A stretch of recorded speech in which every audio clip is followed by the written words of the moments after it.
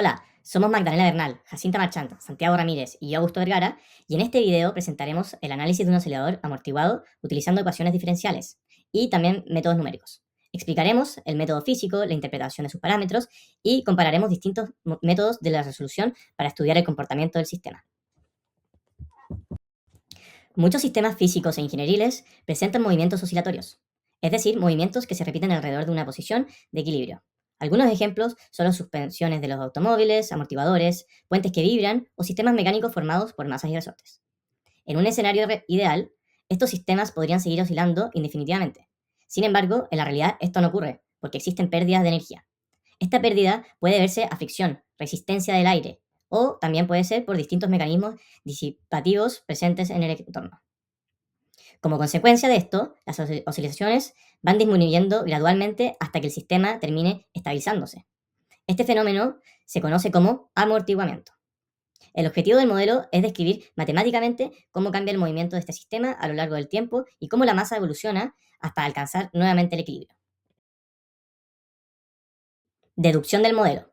Para representar este fenómeno, se considera un sistema compuesto por una masa unida a un resorte y sometida a un mecanismo de amortiguamiento. La idea principal del modelo es analizar todas las fuerzas que están actuando sobre la masa. Por un lado, existe una fuerza generada por el resorte. Esta fuerza intenta devolver siempre la masa a su posición de equilibrio.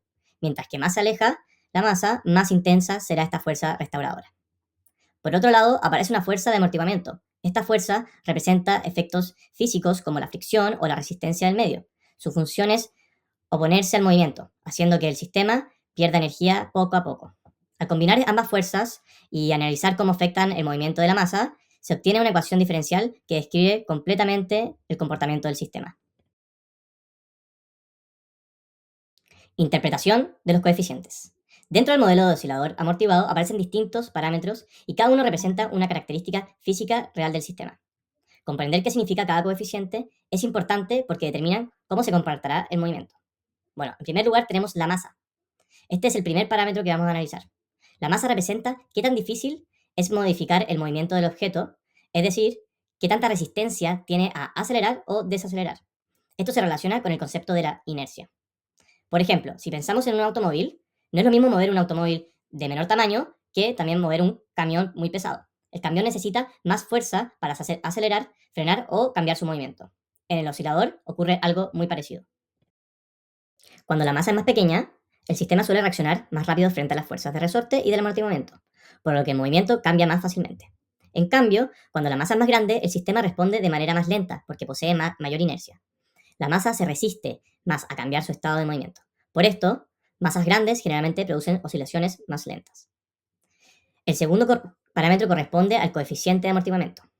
Este parámetro representa la pérdida de energía del sistema producto de fuerzas de fricción o resistencia. Dependiendo de este contexto físico, esta resistencia puede representar distintas cosas, como roce entre piezas mecánicas, resistencias del aire, viscosidad de un fluido, o también puede ser disipación interna del material. Bueno, la idea principal es que esta fuerza actúa oponiéndose al movimiento, lo que hace que el sistema vaya perdiendo energía con el tiempo. Si el amortiguamiento es pequeño, el sistema pierde poca energía en cada oscilación, por lo que puede seguir vibrando durante bastante tiempo antes de detenerse. Por ejemplo, tenemos un columpio, al que apenas lo frena el aire, por lo cual esto genera que pueda seguir oscilando por varios ciclos más. En cambio, si el amortiguamiento es muy grande, la energía se disipa rápidamente y el movimiento desaparece en menos tiempo. Por ejemplo, si intentamos mover un objeto dentro de un líquido muy espeso, como por ejemplo puede ser también la miel, el movimiento se frena casi inmediatamente. Incluso si el amortiguamiento es extremadamente alto, el sistema puede llegar a no oscilar prácticamente nada y simplemente regresar lentamente al equilibrio. Por lo tanto, este parámetro controla qué tan rápido el sistema pierde movilidad. El tercer parámetro de la ecuación es la rigidez del resorte. Este coeficiente indica qué tan fuerte es la tendencia del sistema para volver a la posición de equilibrio. Podemos imaginar dos tipos de resorte, uno blando y fácil de deformar y uno muy duro y rígido. Ahora, si tiramos de un resorte muy rígido y lo soltamos, este ejercerá una fuerza restauradora más intensa sobre el sistema para volver a su posición de equilibrio. En cambio, un resorte más blando volverá de manera más lenta y más suave. En términos de movimiento, un resorte más rígido tiende a producir oscilaciones más rápidas, mientras que uno menos rígido produce movimientos más lentos. Además, mientras mayor sea la rigidez, más fuerte será la fuerza que empuja el sistema de vuelta a la posición de equilibrio cuando la masa se aleja. Es decir, Lo interesante que hemos visto de estos tres parámetros es que actúan de manera conjunta, no actúan por separado. Por ejemplo, una masa grande con poco amortiguamiento puede generar oscilaciones más lentas pero prolongadas. Una masa pequeña con un resorte rígido puede oscilar muy rápido, mientras que un amortiguamiento muy alto puede que prácticamente desaparezcan las oscilaciones. En otras palabras, el comportamiento del oscilador depende del equilibrio entre la inercia de la masa, la fuerza restauradora del resorte y la pérdida de energía causada por el amortiguamiento. Esto justamente permite estudiar el modelo matemático. Para el estudio de este modelo matemático, otra cosa que hay que tener en cuenta son las condiciones iniciales. Como el sistema evoluciona en el tiempo, no basta solo con conocer el modelo físico, también es necesario saber dónde parte el movimiento. Para ello se utilizan las condiciones iniciales. Estas condiciones indican dos cosas fundamentales, la posición inicial de la masa y su velocidad inicial. Por ejemplo, se puede considerar una situación donde la masa parte desplazada desde el equilibrio y luego se suelta, o bien donde ya comienza moviéndose con cierta velocidad. Estas condiciones son muy importantes porque determinan completamente cómo evolucionará el sistema posteriormente. Incluso, si los sistemas tienen las mismas propiedades físicas, pueden comportarse de forma totalmente distinta dependiendo de cómo se inicie el movimiento. Otra cosa que también vamos a hablar ahora son las fuerzas externas, o sea, la ecuación no homogénea. En el modelo simple, el sistema se mueve únicamente por sus propias fuerzas internas, es decir, resorte y amortiguamiento.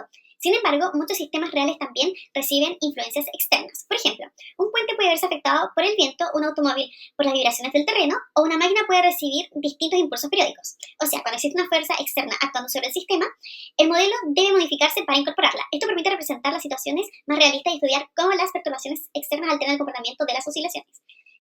Bueno, la clasificación de la ecuación diferencial. Bueno, el modelo del oscilador amortiguado pertenece al grupo de las ecuaciones diferenciales ordinarias, porque el fenómeno cambia respecto a solamente una variable, que en este caso sería el tiempo. También se clasifica como una ecuación de segundo orden porque no solamente describe la posición y la velocidad, sino que también la aceleración del sistema. Bueno, además es lineal, ya que las variables del problema interactúan de manera proporcional y no aparecen combinaciones más complejas. En el caso más simple corresponde a un modelo homogéneo porque el movimiento depende solamente de las condiciones iniciales y no de las fuerzas externas. Por último, se considera un sistema de coeficientes constantes cuando las propiedades físicas del sistema no cambian en el tiempo. ¿Por qué utilizar el método numérico?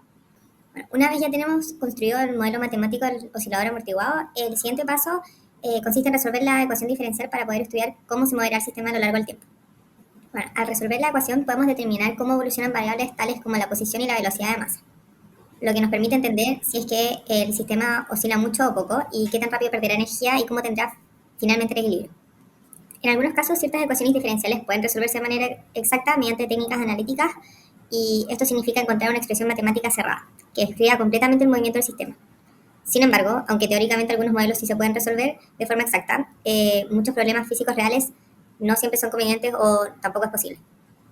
Por ejemplo, el sistema puede volverse mucho más complejo si es que aparecen fuerzas externas variables en el tiempo, los coeficientes dejan de ser constantes, existen términos no lineales o simplemente la ecuación se vuelve demasiado difícil de manipular. La principal idea del método numérico es aproximar la solución del sistema mediante pequeños pasos sucesivos en el tiempo. Es decir, en lugar de intentar encontrar una única fórmula exacta para todo el movimiento, el método calcula que ocurre en intervalos muy pequeños avanzando progresivamente. Es decir, en vez de escribir toda la trayectoria una vez, se analiza cómo cambia el sistema en pequeños instantes y luego se unen todos esos cambios para reconstruir el comportamiento completo. Utilizando este método podemos aproximar la posición de la masa, la velocidad y el comportamiento general de las oscilaciones. Además, la ventaja de este método también es que pueden implementarse fácilmente en software. Y esto nos sirve especialmente para cuando queremos comparar escenarios distintos, probar diferentes parámetros del sistema y analizar estabilidad.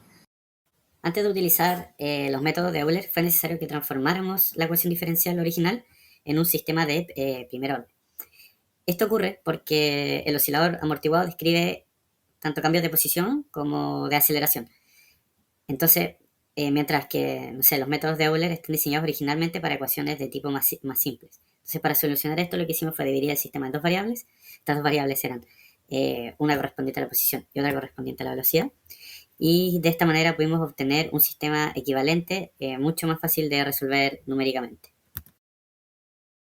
El método de Euler explícito utiliza únicamente la información que es conocida del instante para estimar el siguiente valor del sistema. La lógica consiste en observar cómo se comporta el sistema en un instante y así podemos utilizar esa información para aproximar lo que vendría siendo el siguiente punto. Entonces, este proceso se repite muchas veces y avanzando paso a paso.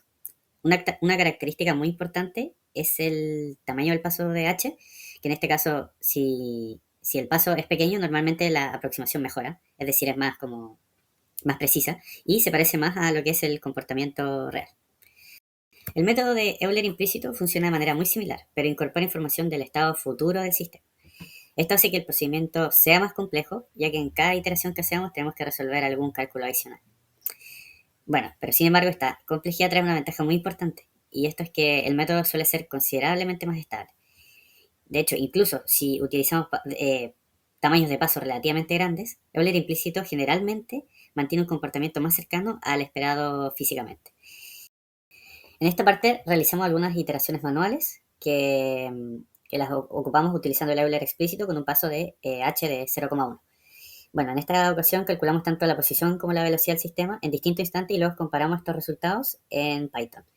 Bueno, también podemos observar que ambas aproximaciones coinciden correctamente, salvo como pequeñas diferencias en el redondeo del decimal, pero lo que valía tanto como la implementación computacional y como el procedimiento que realizamos manualmente. Y bueno, entonces, aquí tenemos tanto la aplicación manual como la implementación que hicimos en Python.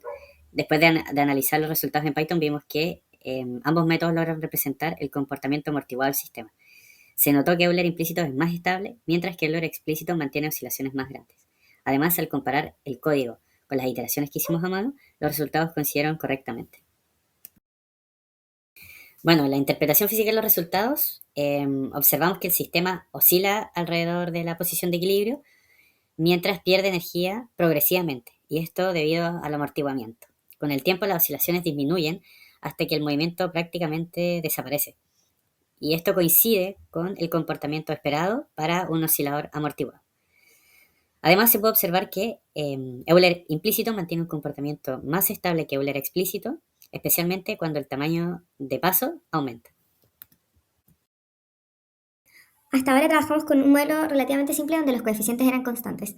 Sin embargo, el modelo puede extenderse para representar situaciones más realistas. En este caso, analizamos coeficientes con variables en el tiempo. Es decir, que parámetros como el amortiguamiento o la rigidez pueden cambiar durante el movimiento. Como consecuencia, la frecuencia y la amplitud de las oscilaciones dejan de seguir un patrón completamente uniforme. Como se puede ver en el gráfico, el sistema sigue oscilando, pero el comportamiento cambia gradualmente a medida que avanzan las simulaciones. También mostramos una posible extensión incorporando fuerzas externas dependientes del tiempo. Esto permite modelar fenómenos físicos más complejos como vibraciones forzadas o perturbaciones externas. Y con esto podemos ver que los métodos numéricos no solamente sirven para resolver modelos simples, sino también dinámicos y mucho más realistas. En esta parte analizaremos qué ocurre con el sistema cuando pasa mucho tiempo, es decir, el comportamiento a largo plazo. Debido al amortiguamiento, el sistema pide energía de manera progresiva, lo que provoca que las oscilaciones cada vez tengan menor amplitud hasta que finalmente prácticamente desaparecen. Para concluir, este trabajo permitió estudiar el comportamiento de un oscilador amortiguado, utilizando métodos numéricos. Primero, vimos cómo la masa, la rigidez del resorte y el amortiguamiento afectan directamente al sistema. Después, aplicamos métodos de Euler, explícito e implícito, para aproximar la solución de manera computacional. La comparación mostró que Euler explícito es más simple de implementar, mientras que Euler implícito ofrece una mayor estabilidad numérica, especialmente cuando el paso temporal es más grande. También observamos que a largo plazo las oscilaciones disminuyen y el sistema converge hacia el equilibrio, reproduciéndose correctamente el comportamiento físico esperado. Finalmente, las extensiones del modelo mostraron que estas herramientas pueden utilizarse para estudiar el sistema más complejos y cercanos a situaciones reales.